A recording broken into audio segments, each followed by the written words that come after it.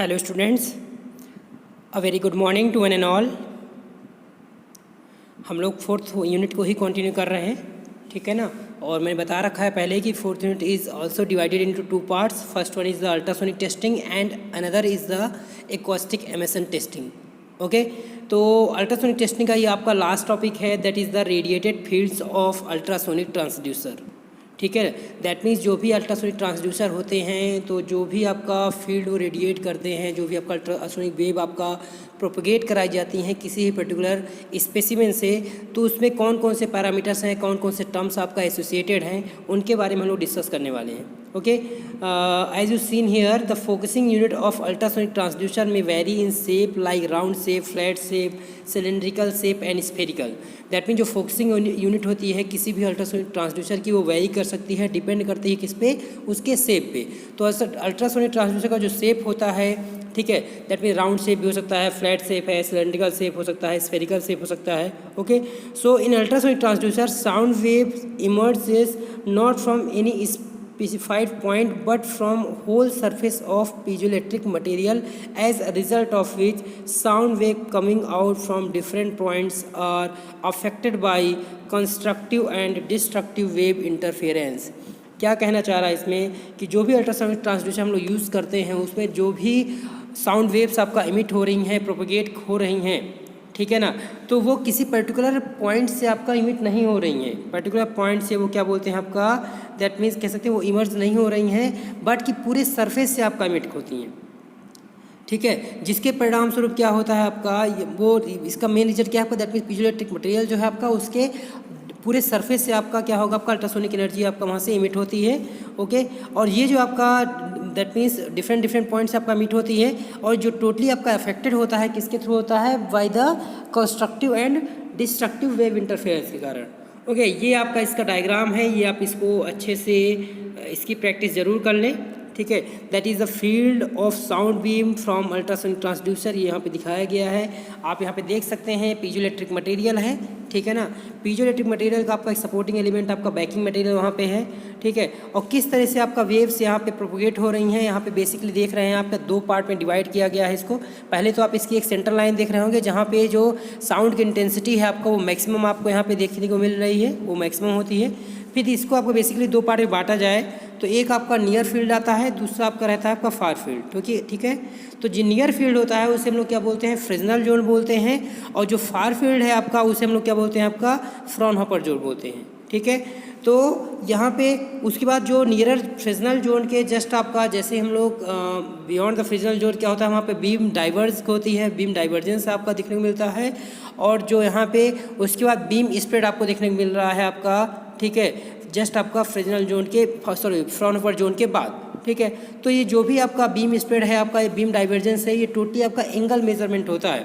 इसको हम लोग आगे डिटेल में पढ़ेंगे, ठीक है, वन बाय वन डिस्कस करते हैं। First of all we are going to discuss about the near field और फ्रेजनल जोन।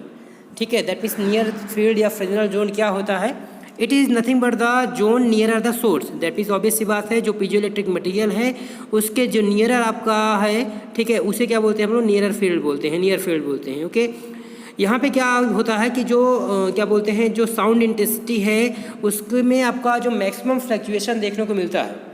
ठीक है, कहाँ पे आपका, नियर फील्ड में। ये क्यों होता है, फिर से बता रहा हूँ, किसके कारण से, constructive and destructive wave interference के कारण से यहाँ पे क्या होता है, वहाँ पे काफ़ी फ्लक्चुएशन आपका इंटेंसिटी में देखने को मिलता है।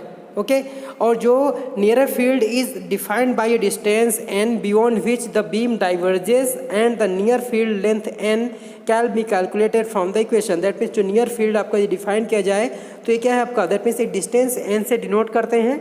ठीक है, बियॉन्ड विच जिसके वहाँ तक क्या होता है आपका बीम डाइवर्ज करती है, beyond which the beam diverges and the near field length N can be calculated. कैसे आपको कैलकुलेट कर सकते हैं, ये दो आइडेंटिटी दी हुई हैं, N equal to D square upon 4 lambda.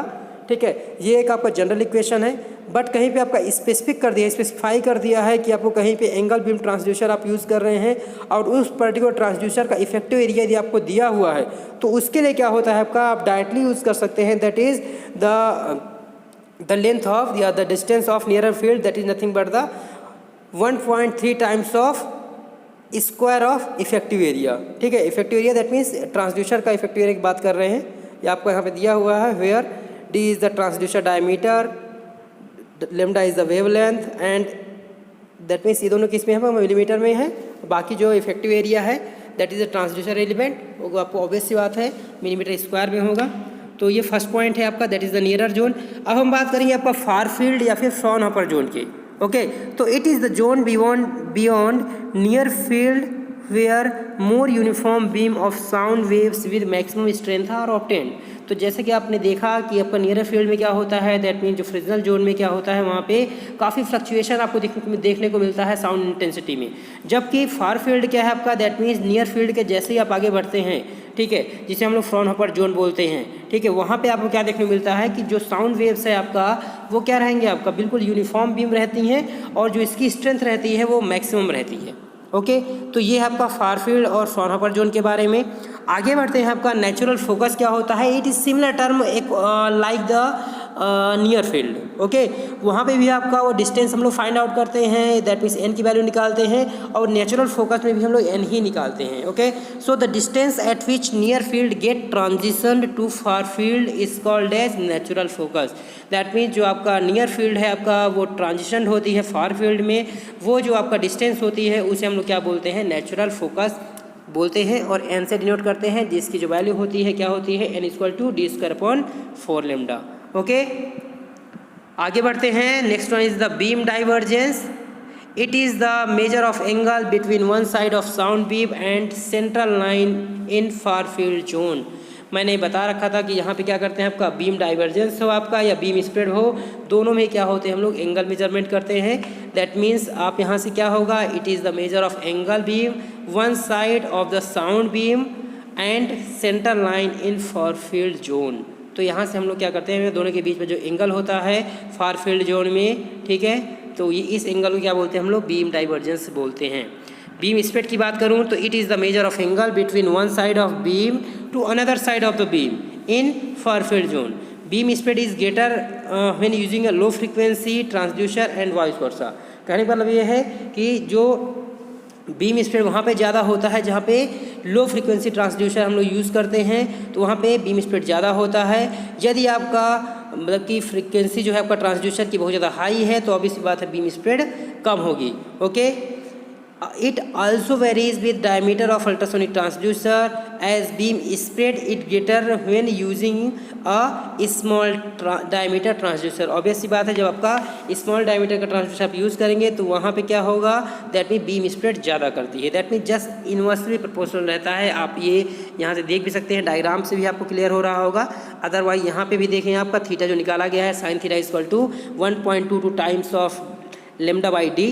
तो जो आपका जो एंगल है दैट मीन्स आप कह सकते हैं जो भी आपका यहाँ पे बीम स्प्रेड एंगल को आपका सॉलिड एंगल भी बोलते हैं।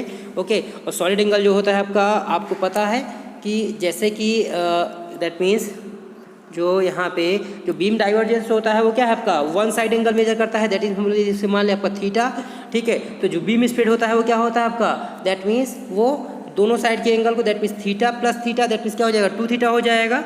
तो इसीलिए आपका जो बीम एंगल है आपका दैट मीन जो बीम स्प्रेड है आपका कह सकते हैं, तो उसे हम लोग क्या बोलते हैं सॉलिड एंगल, जो कि किससे डिनोट करते हैं आपका 2 थीटा से।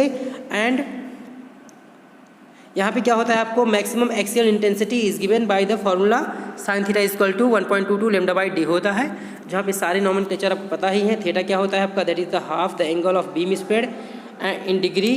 बाकी आपका लेमडा एंड डी क्या होते हैं आपका, that is the wavelength and transducer diameter in millimetre. Okay, तो ये आपका और सारे पॉइंट है आपका, 5 पॉइंट मेरे ख्याल से क्लियर हो गए होंगे। लास्ट में मैं आपका डिस्कस करूँगा इसके बारे में, आपका एडवांटेजेस एंड डिसएडवांटेज के बारे में, अल्ट्रासोनिक टेस्टिंग के कौन से एडवांटेजेस हैं, कौन कौन से आपके डिसएडवांटेजेस हैं। तो यदि मैं आपका एडवांटेज की बात करूँ, ओके, तो एडवांटेज में आप देख पा रहेंगे first of all that is the fast and reliable method होता है, बहुत जल्दी आपका रिजल्ट देता है, रिलायबल होता है।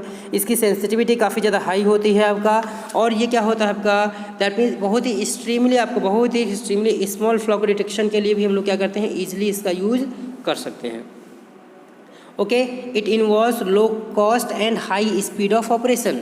बहुत आपका दैट मीन्स कॉस्ट कम होती है और रिजल्ट आपको जल्दी देता है। ओके, नेक्स्ट है आपका only one surface is accessible.